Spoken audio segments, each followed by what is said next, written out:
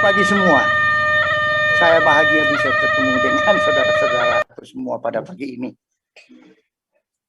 Saya mau cepat aja. Yang pertama-tama, bahwa webinar ini mengenai upaya umpasi pulung Rarabuku. Saya sebenarnya selama ini lebih mendalami Toraja zaman kuno. Tidak ke arah aluk atau budaya, tetapi Toraja kuno. Nah, ini akan didorong oleh seorang antropolog namanya Antonio Pinto. Yang waktu ke Toraja, dia mengatakan bahwa begitu masuk Toraja, saya merasa menemukan suatu kerajaan besar yang hilang. Dengan budaya Toraja yang eksis seperti ini, pasti dilatar belakangi didukung oleh suatu kerajaan yang besar. Itu. Yang kedua, secara etnologis, sebenarnya Toraja ini kan disebut Melayu tua. Nah, biasanya penduduk yang lebih dulu hadir, apabila ada penduduk baru datang, maka penduduk lama atau migran lama itu tergusur. Nah, beda dengan Toraja. Ternyata orang Toraja itu memang tinggal di gunung. Tetapi hebatnya, orang Toraja bisa kembali mendistribusikan pemimpin di seluruh Sulawesi Selatan. Ini suatu hal yang luar biasa. Saya kira background-nya juga. Karena ada suatu kerajaan yang besar yang melatar belakangi itu. Dan saya coba mencari, walaupun sulit, sedikit mungkin lebih 20 tahun, tapi masih sedikit sudah menemukan garisnya. Gitu. Kemudian kita masuk, kalau di Toraja sendiri, antara orang Toraja. Sebenarnya menurut pendapat saya, orang Toraja ini sudah satu keluarga besar semua. Kawin-mawin selama 25 tahun, 25 sampai 30 generasi. Sebenarnya ini kita cuma satu. Karena tradisi lisan, silsilah mungkin belum banyak dilihat, belum banyak yang tertuliskan. Nah, yang kedua, bahwa peradaban Toraja itu adalah peradaban yang tinggi dan unik. Lumbung dan tongkonan, khususnya ukiran itu sangat unik, sangat geometris, dan bentuknya kubus. Tidak ada di seluruh dunia, saya pernah tanyakan itu. Hanya di Toraja itu. Jadi ada suatu kebudayaan yang khas, dan saya kira ini kuno. Kemudian yang ketiga, asal-usul orang Toraja. Orang Toraja di dalam suatu penelitian dari Eijkman, lembaga Eijkman, mengenai DNA asal-usul suku-suku di Indonesia, suku Toraja hampir murni itu berasal dari bangsa Austronesia. Yang paling kental Austronesianya adalah suku Toraja. Nah, itu dari Cina ke Taiwan turun ke bawah berlayar. Tentu dengan lapis-lapis migran, tetapi sumbernya sama. Makanya DNA-nya sama. Itu saya ada masukkan di WA.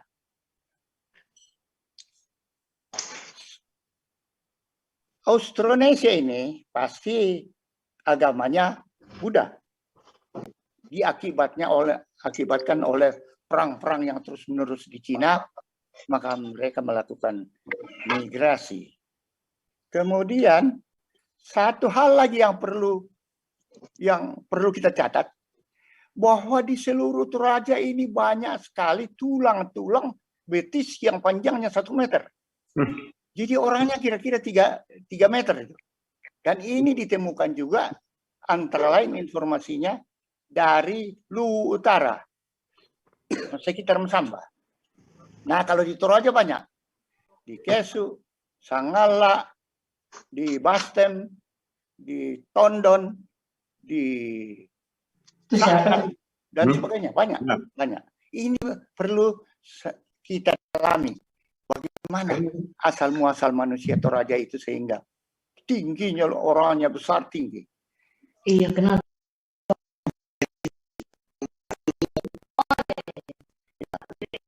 Kemudian mengenai Jawa, hubungan dengan Jawa. Sudah disepakati bahwa Tomanurung ini di Sulawesi Selatan itu asal-usulnya dari Jawa. Adalah migran-migran yang datang dari Jawa. Dan kita tahu bagaimana kejadian kerajaan-kerajaan di Jawa yang selalu berebut kekuasaan, sehingga ada mereka yang takut dibunuh dan sebagainya, sehingga melakukan migrasi keluar Jawa, dan itu antara lain sampai Sulawesi. Suatu catatan khusus bahwa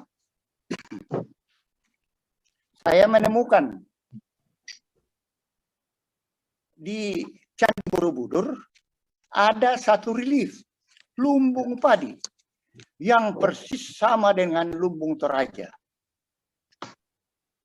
Saya sudah ada di dalam buku itu, buku Pasipulung Rara Buku, dan saya coba perhatikan, mulai dari Sumatera, tidak ada di Sumatera Barat itu hanya lumbung padi. Di Karo ada lumbung, ada juga tempat duduk, tetapi bentuknya lain. Di Jawa Barat hanya lumbung. Di Betawi yang saya temukan juga hanya lumbung, tidak ada tempat duduk di bawah. Di Jawa saya tidak menemukan lumbung, tapi mungkin ada seperti ini. Di Bali, Lombok, di Lombok ada lumbung, orang duduk di bawah, tetapi bentuk atapnya juga lain. Jadi yang persis sama dengan lumbung padi yang ada di Candi Borobudur itu, di relief Candi Borobudur itu hanya Toraja. Jadi ada kemungkinan ada hubungan apakah migran dari Jawa ini yang sampai ke Toraja, tapi ada juga yang bercerita sebaliknya. Burhanuddin mengatakan orang-orang Sriwijaya dan sebagainya itu sebenarnya berasalnya dari Sulawesi Selatan. Itu catatan saja. Kemudian bagaimana dengan Sulawesi Selatan? Hubungan kita dengan Sulawesi Selatan harus dilihat dalam dua periode yang berbeda. Pra dan pasca Islam. Kebanyakan ceritanya pasca Islam. Pra itu adalah setelah datangnya Tomanurung sekitar abad 13. Tapi kunonya bagaimana? Nah, ini yang menjadi pertanyaan, bagaimana orang Toraja kembali lagi bisa mendistribusikan pemimpin ke seluruh Sulawesi Selatan. Menurut Burhanuddin, bahwa kerajaan-kerajaan di Sulawesi Selatan semua menyatakan bahwa asal muasal mereka adalah dari hulu Sungai Sa'dan, dan itu Toraja. Itu yang menarik. Kalau dengan Mandar dan Mamasa, jelas hubungannya, keturunannya. Mulai dari menyebut Toba Nuapoon, Pong Kapadang, Kembong Gura, dan lain-lain. Clear itu. Orang Mandar juga mengakui. Jelas. Kemudian dengan Goa. Pesan di toko bangunan Goa di mengakui bahwa mereka ada orang Toraja yang sampai ke Goa, namanya Laki Padada. Versi Toraja mengatakan, Laki Padada mengawini putri dari Goa. Burhanuddin mengatakan, Laki Padada mengawini Tomanurung di Goa yang perempuan itu.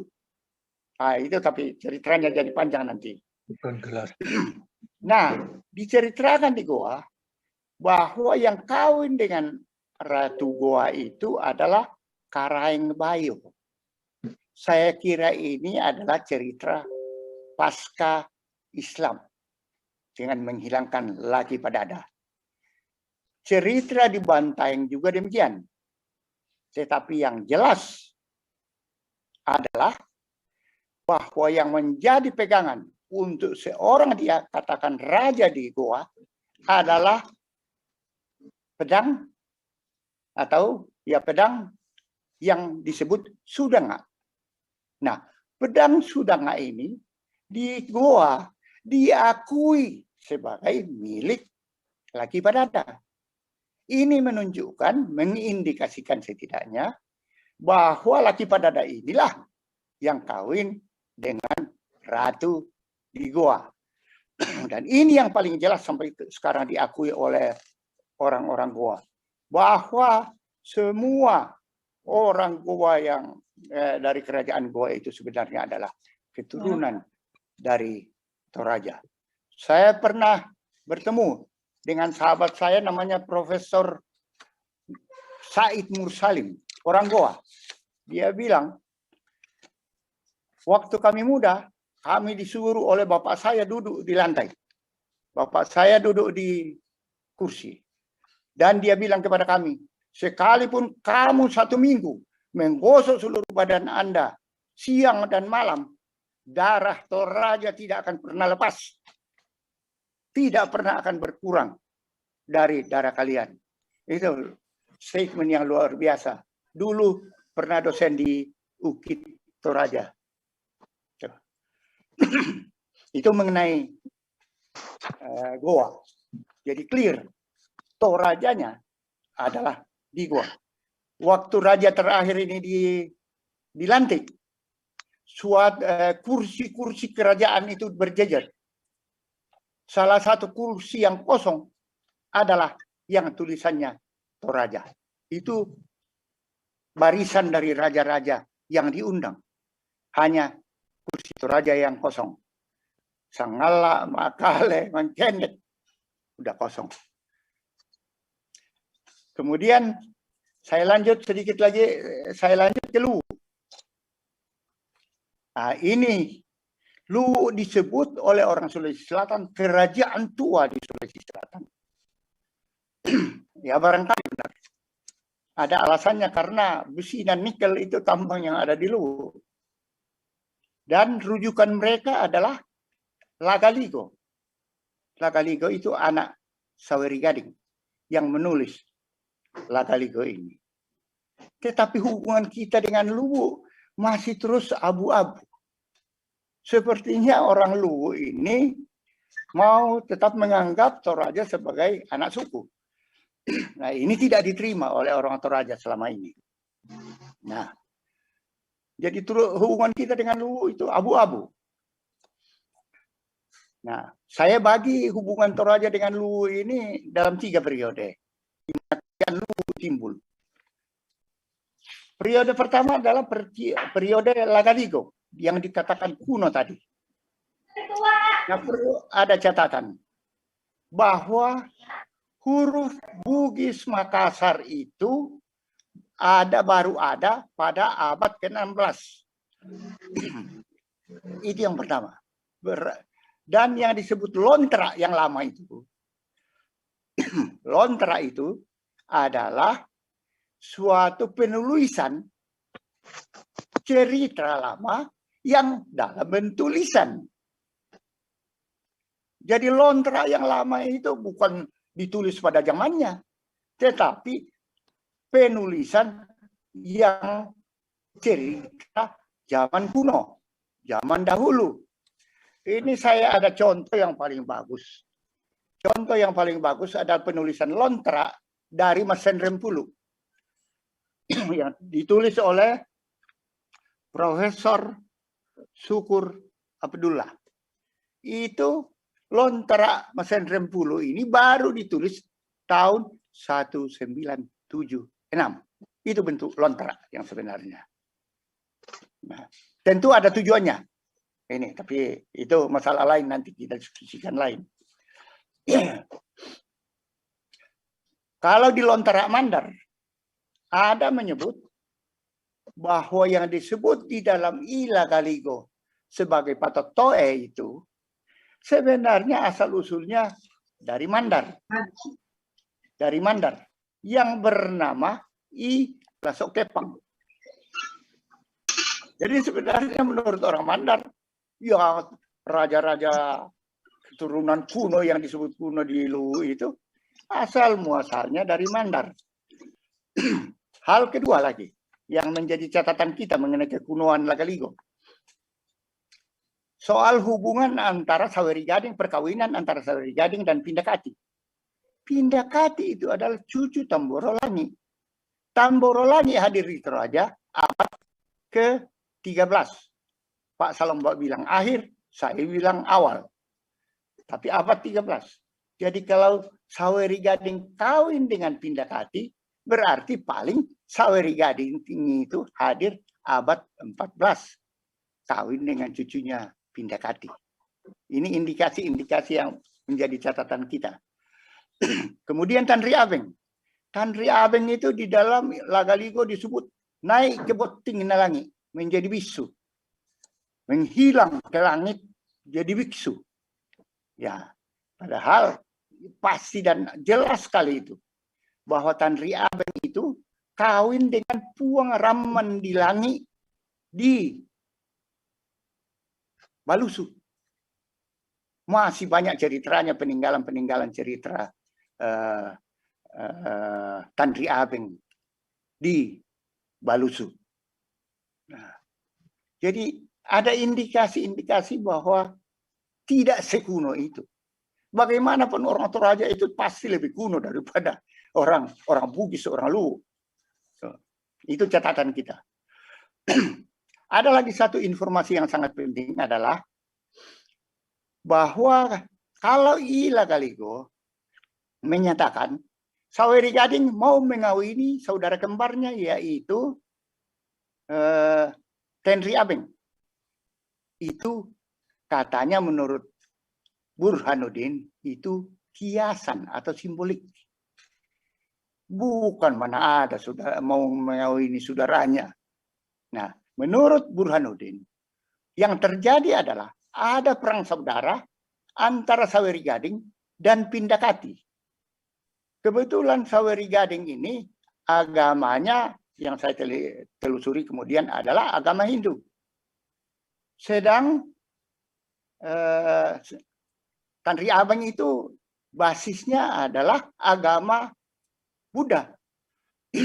Nah, sesudah perang yang disebut runtuhnya kerajaan besar Luwu ini disimbolkan dalam runtuhnya pohon welenrang yang katanya sampai ke langit. Runtuh dan habislah itu telur-telur penuh di laut itu. Artinya orang banyak sekali yang jadi korban. Nah, sesudah itu maka menurut pendapat saya Saweri Gading lantas bermigrasi ke Cina, kerajaan Cina di Wajok Bone. Sedang Tanri Abeng sama Ramandilangi ada silsilah dari kerajaan Konawe bahwa Ramandilangi, mereka sebut Remang Dilangi, pernah menjadi Makole atau raja di Konawe. Kemudian diganti oleh Tanri Abeng. Jadi kemungkinan ini ada migrasinya kalau Saweri Gading ke Cina, ke selatan. Kalau Tanri Abeng nyebrang ke Sulawesi Tenggara. Itu catatan untuk kekunoan daripada Ila Galigo. Kemudian periode kedua, ini yang menarik. Disebut raja di Luwu itu adalah Simpurusiang dan Patiang Jala.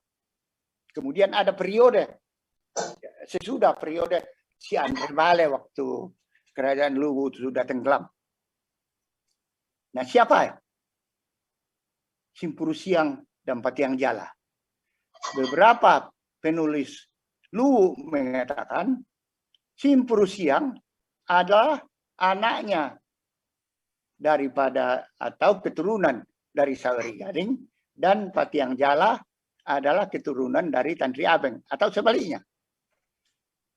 Itu yang diceritakan.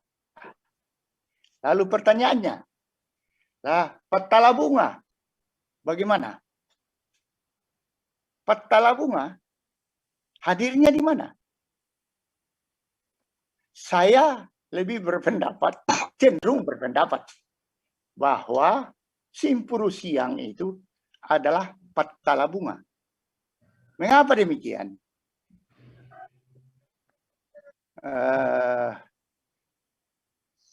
Bendera kerajaan yang diceritakan kita orang Toraja bahwa namanya Sulengka yang dibawa ke Luwu itu, Sulengka itu ada disebut di Luwu. Pertama dalam buku Saweri Gading daripada seorang penulis mengatakan Sulengka dikibarkan apabila Saweri Gading itu langsung di dalam pertempuran. Berarti Simpuru Siang ini hadirnya lebih dulu daripada Saweri Gading. Itu indikasinya. Dan Simpuru Siang saya telusuri. Kok Simpuru Siang, sorry. Sulengka. Bendera Sulengka ini, saya tanya ke Kerajaan Luwu, katanya sudah pernah terbakar pada saat ibunya Andi Jemah memerintah. Cuma saya katakan, kenapa kita tidak buat lagi duplikatnya? Mereka bilang ada cerita macam-macam di belakang itu. Jadi yang jelas Sulengka ada sebagai bendera kerajaan. Yang kedua, saya juga telusuri soal apa namanya ini. Ternyata di dalam buku yang ditulis oleh seorang Belanda mengenai pusaka-pusaka Luwu ada salah satu kelewang yang mirip dengan kelewangnya Sudanga, cuma bagian bawahnya semua emas. Nah, ketika saya tanya, ini kelewang apa namanya? Itu dia diakui sebagai kelewang bunga wadu. Jadi jelas sekali bahwa Pattalabunga pernah menjadi raja di Luwu. Tapi siapa yang mana kita tidak tahu. Hal kedua, periode kedua hubungan dengan Luwu, bahwa turunan dari Tamborolangi terus Puang Tumambili Buntu yang kawin ke Napo, itu ada yang kawin ke Istana Luwu, namanya Taali Sibaba. Ini cerita masih kental di Toraja. Dan masih ada hal-hal mistis katanya yang disimpan di Istana Kerajaan Luwu. Nah, itu periode kedua mengenai bagaimana hubungan Toraja dengan Luwu. Periode ketiga adalah ini kebangkitan Kerajaan Luwu. Ada periode rajanya adalah Ratu Kelali. Ini yang sangat berusaha memperluas kerajaan Luwu kembali. Dan ternyata tercatat bahwa Datu Kelali ini pernah mengalahkan kerajaan Tanah Lalong yang ada di Luwu Utara. Itu tenggelamnya Tanah Lalong setelah dikalahkan oleh Datu Kelali. Datu Kelali juga tercatat di Toraja. Sebagai yang datang membantu Puang Rambulangi untuk memerangi Datu Matampu di Rano Makale. Nah, setelah menang, ini timbul masalah macam-macam. Salah satunya Datu Kelali ingin menghapuskan kerajaan, kadatuan, dan kapuangan di Toraja. Ini tentu tidak diterima oleh orang Toraja. Dan saya melihat mempunyai indikasi bahwa perang Sanggala dan Luwu yang berlangsung selama 7 tahun itu, perang panjang itu, dan tidak selesai-selesai itu, ini akibat daripada keinginan Datu Kelali untuk menghapuskan kerajaan dan kapuangan di Sanggala. Dan itu hasil daripada perang ini adalah terbentuknya Bas Sesang Tempe. Itu yang kita ketahui. Datuk Lali juga memperluas kerajaannya ke selatan, ke Wajo, ke Bone, yang dulu namanya kerajaan Cina, Cina Rilau, dan Cina Riaja. Nah, memperluas kerajaannya, perang terus. Tapi akhirnya Datuk Lali ini adalah sempat waktu perang dengan Bone, payung pusakanya direbut oleh pasukan Bone. Tetapi kemudian dikembalikan. Jadi Ratu Kelali runtuh pada saat berperang dengan Bone. Jadi Toraja kita bisa katakan barangkali pada saat Datuk Kelali ini dia menempatkan orang-orangnya banyak di Tondon, Nanggala, di mana-mana. Barangkali inilah yang dipegang oleh orang Luwu yang mengatakan bahwa Toraja adalah anak suku Luwu. Tapi itu pada zaman itu, tidak sekarang dan tidak sebelumnya. Nah, hal-hal lain bahwa Toraja itu besar, sangat luas. Budaya Toraja ada di Walendrang. Itu ada Erong di sana, di gua-gua di sana. Jelas sekali. Itu adalah Erong Toraja di luar itu. Kemudian baru-baru ini ada info yang saya masukkan di WA juga. Ditemukan Erong, semacam Erong, di sekitar gua-gua di Danau Towuti. Nah, Erong ini agak berbeda. Dia agak pendek. Tapi indikasinya bahwa itu dulu budaya Toraja.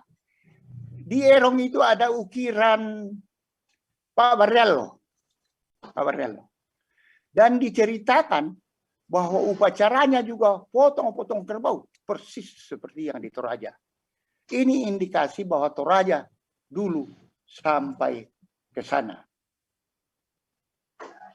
Kemudian indikasi lainnya adalah ketika pemerintahan Banopuan. Banopuan dikatakan mengirim, saya kira saudaranya ini yang namanya Puang Pasontik, ke wilayah timur untuk menebarkan kerajaan dan aluk Sandapituna. Diceritakan juga ada yang disebut anaknya, katanya ada, tapi ini namanya bisa lain-lain di anak daripada Tang Dilino ini. Katanya ada Tang Dilino, anak Tang Dilino namanya Pote Malio, yang ke Luwu Utara, bahkan dikatakan sampai ke Sulawesi Tengah. Indikasi lain bahwa di Banopuan membawahi 40 arruan. Salah satunya adalah arruan Tinti Ado dari Luwu. Ini kita temukan ternyata di Bastem itu, arruan Tinti Ado. Masih ada sekarang mereka membangun tongkonannya di sana. Hal lain yang menunjukkan, mengindikasikan bahwa Toraja dulu ada kerajaan besar yang meliputi juga Luwu, adalah silsilah kerajaan Tanah Lalong yang dari Luwu Utara. Disebut bahwa raja pertama mereka dari kerajaan Lalong ini di Luwu Utara adalah Tomelaolani Tosonglo Ribonoran. Nah, orang turun dari langit, tiba di Bonoran. Bonoran itu di Kesu, sekarang di Kete itu. Jadi, kesimpulan saya, bahwa pada saat awal, kerajaan Tanah Lalong ini merupakan kerajaan yang menyatu dengan kerajaan Tomelaolangi dari Kesu. Atau saya sebut biasanya kerajaan Kaesungan. Ini bukti yang nyata sekali. Itu kira-kira 7 generasi.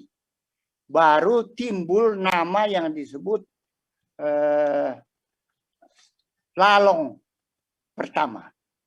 Jadi Lalong pertama, Raja Lalong pertama berarti bahwa kerajaan ini sudah jadi kerajaan mandiri lepas dari kerajaan Tomelaulangi dari Kesu. Ini indikasinya. Jadi kesimpulannya bahwa Toraja juga pernah membawahi Luwu. Dan Toraja itu lebih tua, sudah jelas. Nah, kebudayaannya itu sampai ke Sulawesi Tenggara sana. Luar biasa sebenarnya ini. Kasus-kasus yang pernah terjadi, hubungan antara Toraja dengan, sedikit lagi nih, dengan Luwu. Waktu pembentukan afdeling Luwu, itu Belanda memasukkan onder afdeling Makale Rantai Pao ke dalam afdeling Luwu. Itu mati-matian ditolak oleh Puang Sanggala dan Parenge dari Kesu. Mati-matian ditolak, tetapi dipaksakan juga orang Belanda. Ini apa sebabnya? Karena orang Toraja tidak pernah mau dikatakan bahwa orang Toraja itu di bawah kerajaan Luwu. Satu lagi kasus yang lucu terjadi. Ketika Habibie menentukan menteri-menterinya, para apa kena masuk.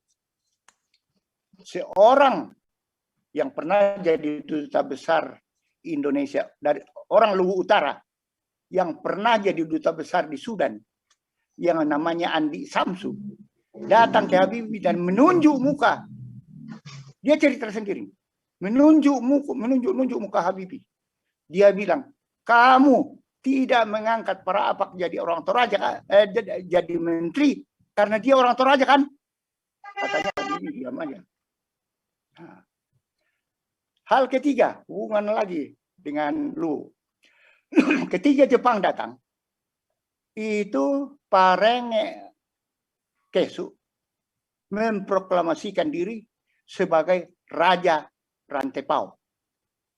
Raja Rantai Pao.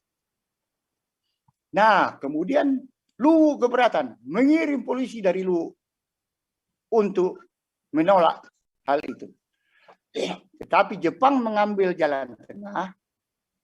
Yang ada di Rantai Pao adalah Raja Muda. Dan di Makale juga Raja Muda, Puang Sumbung di Makale, dan rupanya saya lupa yang di Rantai Pao ini. Sebelum Tandirerong, Pong Penimba, saya kira itu yang memproklamasikan ini.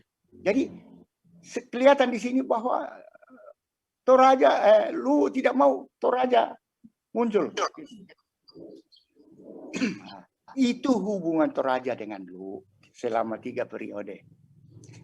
Nah, kesimpulan saya dari semua ini adalah bahwa apa yang sudah dirintis oleh Pak Tarsis Kodrat ini sebenarnya sudah kemana-mana diakui sebagai keluarga besar Toraja.